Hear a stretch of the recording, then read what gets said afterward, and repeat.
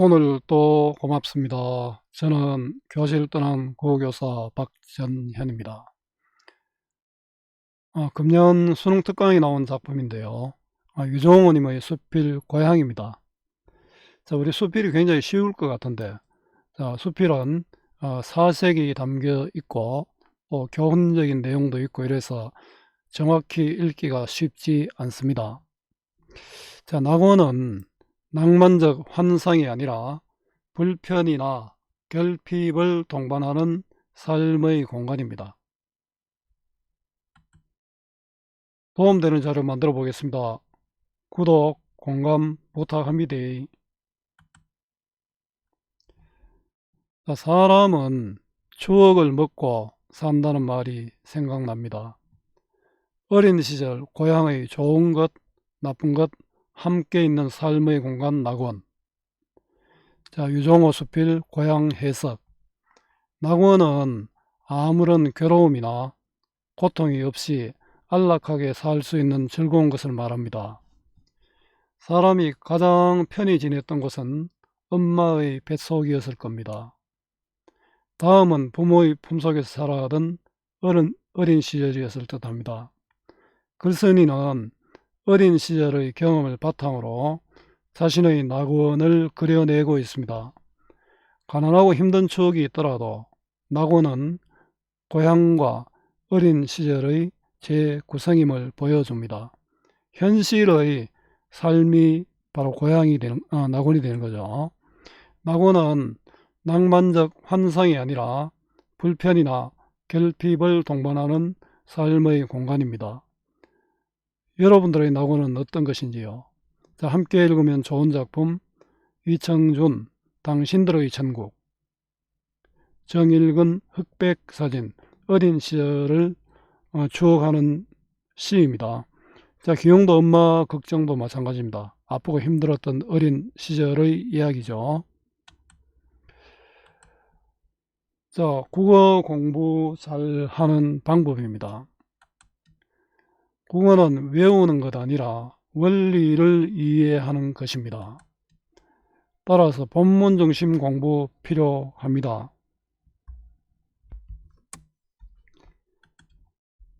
이미 정해진 문제의 유형은 2년쯤 기출 수능 학평으로 충분합니다. 문제답 해설하는 수업 10시간 듣는 것보다 스스로 한 편 본문 정리하고 문제 풀어보아야 합니다. 100편 문제 푸는 것보다 10편 본문 정확하게 공부해야 합니다. 요약시 보고 문제만 푸는 공부는 실패합니다. 국어는 정답을 찾는 것이 아니라 주어진 지문, 문제, 답지, 외적 증거, 보기로 된 상황을 파악하고 가장 알맞은 답, 최적답을 찾는 것입니다. 교과서, 수특, 수완, 본문 중심 학습으로 문장을 이해할 수 있는 능력을 키워야 합니다. 문제는 자료입니다. 제 자료 도움됩니다. 이해의 배경입니다. 이 글은 인간이 구상하는 낙원이 결국은 어린 시절 고향에 대한 기억의 재구성에 지나지 않는다는 주제의식을 담고 있는 수필입니다.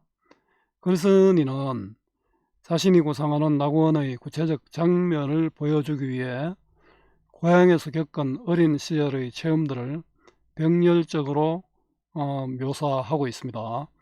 그러면서도 고향을 오직 평화롭고 낭만적인 공간으로서만 형성하지는 않고 전쟁과 가난으로 짐작되는 어린 시절의 고통도 은연중에 드러내고 있습니다.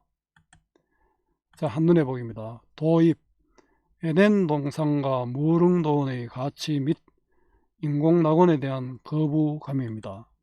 전개, 살구꽃, 감자꽃, 노고지리, 강과 모래톱에 대한 기억입니다. 어린 시절의 기억이죠. 마무리는 초라하지만 아름다운 나의 낙원입니다. 감상하기입니다.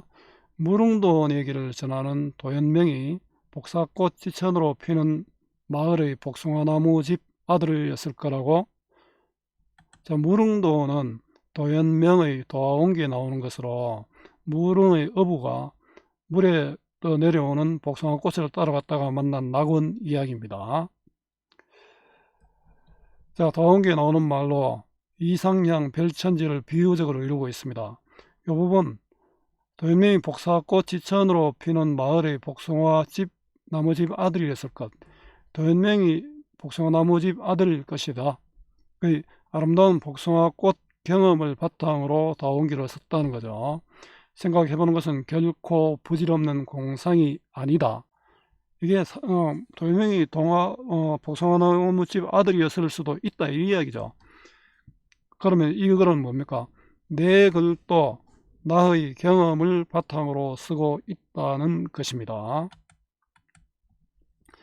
그런 의미에서 종달새도 뜨지 않고 살구나무도 없는 삭막한 아파트 단지에서 자란 아이들의 뒷날 구상하려고 구상은 생각해 본다는 겁니다. 자, 왜냐하면 이게 왜 섬뜩한 일이겠습니까? 아이들에게 낙원을 구성해 보라 하면 아파트에서 뭐 스마트폰 만지고 이런 게 나올 수도 있다는 거죠. 자, 아파트 단지 아이 이야기가 담길 것이기에 섬뜩합니다. 자, 이것은 자기 경험한 것을 바탕으로 한다는 것을 전제로 하고 있기 때문입니다. 자, 이거는 바로 아파트는 인공적 공간이잖아요. 그래서 글쓴이의 인공에 대한 거부감이 드러납니다. 자연이 없는 인공 공간, 편리할지는 몰라도 아무래도 마음의 고향은 되지 못할 것 같다. 이렇게 말하는 것도 사실은 내 자신이 시골 출신이기 때문일 것이다. 자, 자연이 없는 종달새도 꽃나무도 없는 그런 곳이죠. 내가 시골 출신이기 때문에 내 경험이 반영된 곳이 되겠죠. 자, 경험에서 벗어날 수 없다라는 그런 이야기입니다. 맞죠? 모든 것은 어떻게 보면 자기 스스로 경험한 것과 관련이 있을 수밖에 없습니다. 공부도 그렇잖아요. 인공낙원에 대해 느끼는 불편함입니다. 나의 낙원에서 만발하는 봄꽃은 살구꽃이다. 나의 낙원은 바로 나의 낙원을 이루는 요소, 살구꽃이죠. 나의 낙원은 바로 고향입니다. 내 고향에서 내가 살구꽃을 만나기 때문에 나의 낙원도 봄꽃은 살구꽃이 됩니다. 자, 글쓴이의 경험이 반영되어 있고요. 우리가 구차했던 시절, 가난했던 시절이죠. 고향의 사월을 그나마도 살만하게 했던 것은 여기저기 뭉게구름처럼 댕그랗게 피어오르던 그 살구꽃, 살구꽃 원관념이잖아요. 뭉게구름이라는 보조관념을 통해서 나타내는데 철음을 썼죠. 이거는 또 뭉게구름이 댕그랗게 피어오르는 살구꽃이잖아요. 뭉게구름처럼 피어오르던 살구꽃이니까 시각적 이미지죠. 시각적 이미지와 비유적 표현, 이거 직유법이죠. 직유법을 사용하고 있습니다. 자, 그리고 살구나무 아래에 섰을 때 온통 머리 취하게 했던 꿀벌 소리, 자, 벌들의 소리, 이건 청각적 이미지죠. 자, 시각적, 청각적 이미지가 있고요. 살구꽃이 없는 낙원은 내 자리가 마련되어 있지 않는 낙원처럼 벌써 낙원이 아니리라. 어린 시절 내 경험이 거기 때문에 이게 없으면 낙원이 아니다. 자, 살구꽃, 자연이 있어야 낙원이다. 자, 낙원의 구성물 살구꽃입니다. 여러가지 그 낙원의 구성물, 어린 시절의 경험이 병렬적으로 나열되고 있습니다. 내 낙원의 길가에는 푸른 나무들이 줄지어 있다. 그것은 플라타너스 아니고 은행나무도 아니다. 요 아니고 아니다 있잖아요. 아니고 아니다. 플라타너스도 아니고 은행나무도 아니다. 그러니까 부정어를 반복하여 미루나무를 강조하고 있는 구조입니다. 그것은 바람에 나부끼는 큰 미루나무이다. 자, 앞에서 제가 사진에서 제시한 게 미루나무입니다. 나의 낙원을 이루는 녀석 미루나무입니다. 전부 다 글쓴이 경험에서 나온 겁니다. 열매를 맺지 못하고 제목으로 쓸모없다 손치더라도 그것은 상관이 없다. 자, 이거는 뭐 재산성, 실용성, 효용성이 중요하지 않다. 누가 뭐래도 내가 어릴 때 만난 것이니까 그렇겠죠. 내 낙원의 가로수는 단연코 미루나무이다. 자, 화자의 미루나무에 대한 애정입니다. 이거 보니까 이 화자 유종호 선생님은 연세가 저보다 훨씬 많지만 저도 고향의 시골길 가로수가 미루나무였습니다. 나중에 이게 베어졌습니다. 이게 성냥받는 데도 중요했지만 이 밀나무가 이제 키가 크니까 농토에 그늘이 지니까 농사가 잘 안 된다고 다 베어버렸습니다. 집을 나서서 무작정 표표의 길을 떠나고 싶었던 일. 자, 이거는 무작정 떠나고 싶을 때 여러분들도 있죠. 이거는 방황할 때입니다. 내가 방황할 때 어디 한두 번이든가 많이 있었겠죠. 그때 남북으로 뻗어있는 신장로, 새로 만든 길이죠. 에서 어서 오라고 이파리를 흔드는 것이 미루나무였다. 자, 미루나무의 모습이죠. 이파리가 흔들리는데 나를 위로해주죠. 오라고. 그 미루나무는 나그네의 훌륭함과 서름을 아는 고향의 바람잡이였다. 그 고향에 있으라고 붙잡아주는 존재, 고향을 떠나지 못하게 하는 미루나무죠. 요 의인법입니다. 그 고향 말이 소리 없는 아우성이었다. 여기가 고향인데 니 가지 말라고 소리 치는 거죠. 소리 없는 아우성. 이게 역설적 표현인데 유치한 시인의 깃발에도 소리 없는 아우성이 나옵니다. 대표적인 역설이죠. 나의 낙원의 구성물 미루나무입니다. 자, 미루나무가 또 나오네요. 살구꽃이 나오고 또 미루나무가 나왔습니다. 전부 경험의 결과죠. 나의 낙원에는 말할 것 없이 새소리가 흔하다. 새소리. 낙원을 이루는 요소 새소리입니다. 전부 그리스니 경험과 관련이 있습니다. 종달새라고 하기보다 노고질이라고 적는 것이 더 어울리는, 종달새보다는 옛날엔 노고질이라고 한 것 같습니다. 같은 새인지 저도 지금 잘 모르겠습니다. 저 초범의 새 지적임이 떠오른다. 그 노고질이 새가 떠오른다는 거죠. 자, 보리 이삭 돋아나면 종달새에 간다지 떠나는 그날에도 보리필이 불어주마, 이런 노래가 있었답니다. 노래 가사를 인용했습니다. 산문 속에 운문 삽입으로 변화를 주죠. 단조로움을 탈피하고 또 정서를 강조할 수 있습니다. 보리밭가에서 이런 노래를 불렀던 시절이 다시 올 리는 없다. 다시 돌려준다 하더라도 우리 편에서 받아들일지는 의문이다. 그 시절이 다 좋았던 것은 아니겠죠. 어린 시절이 올 리도 없지만 온다고 해도 받아들일지 모르겠다. 자, 험난한 세월이 안겨준 선잔의 뒷맛. 힘들었던 시절에 아픔이 남아있다는 거죠. 이게 받아들이기 어려운 이유입니다. 옛날에 보면 뭐 좋은 일도 있었지만 아픈 것도 많잖아요. 자, 이 부분은 선잔의 뒷맛이잖아요. 세월이 힘든 것을 선잔으로 표현했죠. 삶의 고통을 미각적 이미지로 제시했습니다. 아직도 햇끝에 남아있지 않은가. 그때 생각해보니까 참 힘든 것도 많았다, 이런 얘기죠. 그러나 초범의 노고지리와 조여름의 뻐꾸기, 그들 없이 나의 낙원은 완결되지 못한다. 그리고 또 있다. 소리보다도 모양으로 우리들의 어린 시절 장식했던 여름철의 황새. 황새는 참 날아가면 우아하잖아요. 요즘은 아무 천년기념물이죠. 제가 어린 지역 고향에도 마을의 어떤 뒷산에 황새가 있었는데 우리 초등학교 선생님이 총을 탁 들고 황새를 한 마리 잡아갔습니다. 그래서 그거는 이제 학교의 표본으로 만들었는데 그 이후에 우리 마을에 황새가 오지 않았습니다. 자, 가을날의 기러기 때 이들이 낙원을 떠난 지는 참으로 오래되었다. 지금 잘 없다는 거죠. 낙원에 필요한 새들입니다. 나의 낙원 구성물, 노고지리 등 여러 새들입니다. 뻐꾸기도 있고 황새도 있고 기러기도 있네요. 나의 낙원에는 또 강이 흐르고 모래톱이 있다. 자, 나의 낙원을 이루는 요소 강과 모래톱이죠. 전부 글쓴이 경험이 바탕이 되었습니다. 모래톱에서 만리성을 쌓은 적이 있다. 무엇을 위한 것이었는지는 모르지만 쌓으며 헐며 긴 만리성을 쌓았다.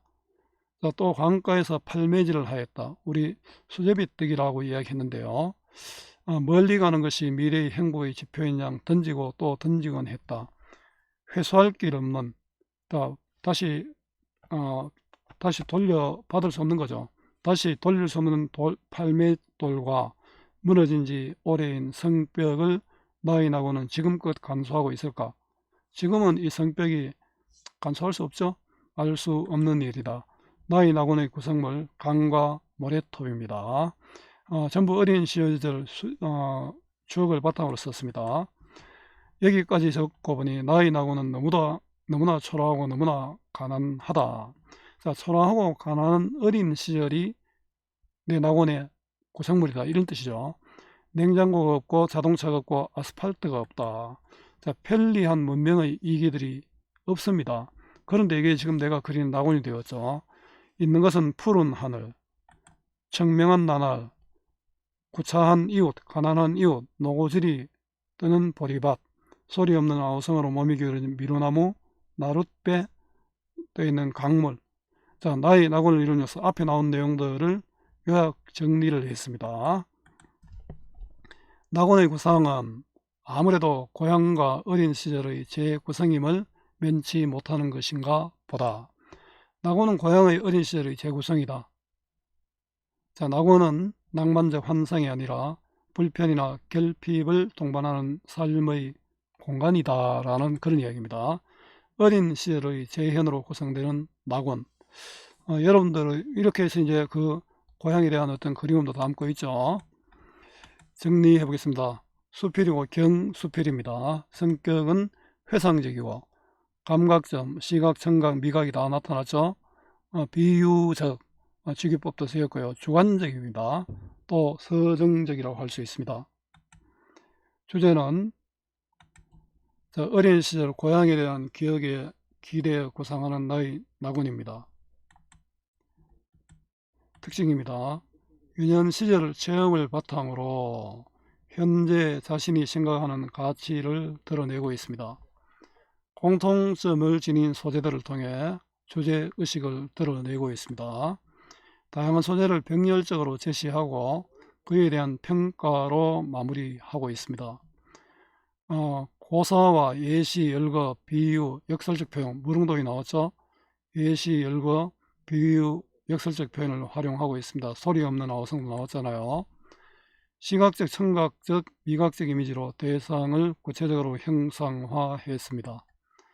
자연이 없는 인공에 대한 글쓴이의 거부감이 드러납니다.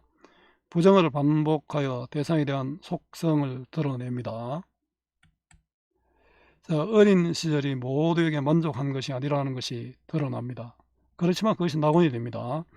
운문을 삽입하여 변화를 주고 단조로움을 탈피하고 또 관심을 유도하고 있습니다.